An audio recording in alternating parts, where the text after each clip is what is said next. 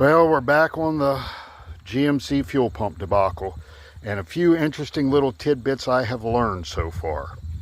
Obviously, like I said, I had to replace the fuel line that runs from the tank up to the filter. The rubber line, the inside of it, had actually collapsed. So that was unacceptable. And I use this truck every day, so we weren't going to do that. So here's a couple little PSAs for you. The fittings are 16 millimeter and 19 millimeter. Okay, number one. Number two, make sure you know what you're doing when you thread them in, or you'll end up with a mess like I got over there because I got in a hurry. Nifty trick number three, when you're doing this tank, it's a plastic tank, so it doesn't weigh a stupid amount. I actually went ahead and put my filler neck up in place where it belongs, simply because I'm working by myself. So that means I get plenty of exercise running back and forth to the shop grabbing the wrong tools. But I'm really good at that.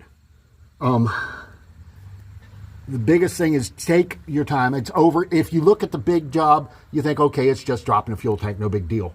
But when you get in there, it's unhook this, unhook that. Oh, this is seized, that's rusted, that's cut, Remember, it's like eating an elephant. Just take little bitty bites and rejoice in the little victories. I'm all happy I got that fuel line back up, the filler neck back up in there where it goes, and did it right. And didn't have any parts left over.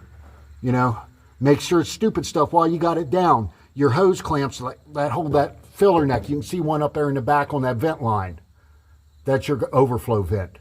Make sure those clamps are free to and turn easily, because there's nothing worse than being in a predicament where you don't have a lot of room. You're in a compromised position, and then the damn thing doesn't want to turn. And then it just becomes a nightmare, an exercise in futility, and a vocabulary broadening experience.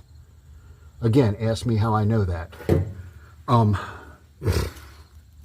Dielectric compound on your wiring plug there.